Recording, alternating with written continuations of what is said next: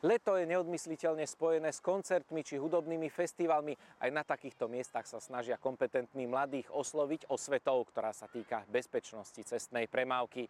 Viac už v našej nasledujúcej reportáži.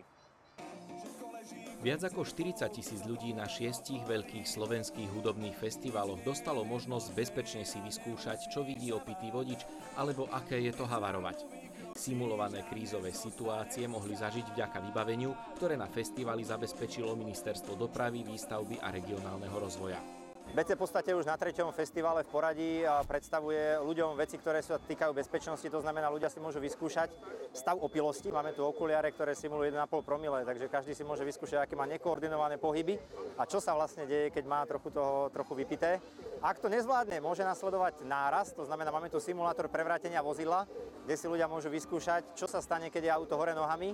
A musia mať zapnuté pásy, predstaviť si to bez pásov je naozaj o mnoho ťažšie. A vo finále, ak by teda nasledoval aj náraz, tak máme stanovište číslo 3 a to je podávanie prvej pomoci. Takže si môžu vyskúšať, akým spôsobom sa podáva prvá pomoc a akým sa dá zachrániť život človeku po autonehode. Tešia sa pomerne vysoké návštevnosti, to znamená, minulý týždeň sme mali na festivale skoro 400 ľudí, ktorí si vyskúšali tieto všetky atrakcie. Je to asi tým, že je to trochu zábavnou formou robené a tým sa dokážu veľa vecí naučiť, takže tým, že je to taká zažitková forma, prevrátia sa, zasmejú sa pri tom, ale vedia si predstaviť, že keby nemali zapnutý pás alebo boli v tom podnapitom stave, tak by to mohlo skočiť oveľa horšie. Každý z nich, vždy keď si dá dole okuliare, tak povie za volantom opitý, bol by to naozaj veľký problém.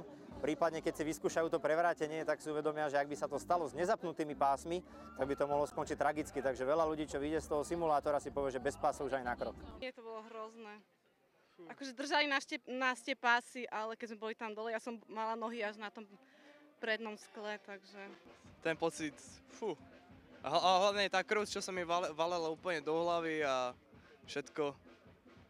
Pritom, nič príjemného. Trikrát, ak nás nechali tam dole dlhšie, ja som chcela vyskočiť z toho auta. A našou úlohou na tomto letnom festivale je záujemcom vysvetliť, ako postupovať pri životohrozujúcich situáciách, čo spraviť, keď je niekto v bezvedomí a nedýchá, alebo ako pomôcť dusiacemu sa človeku, eventuálne malým deťom.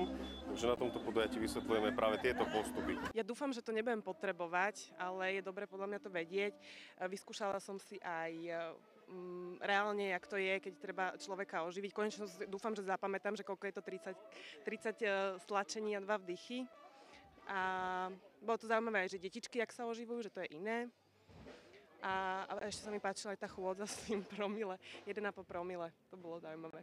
Znalosti majú celkom dobré, v niektorých veciach ich treba samozrejme upraviť alebo občerstviť tie zabudnuté vedomosti, ale úroveň vedomostí je dosť kvalitná.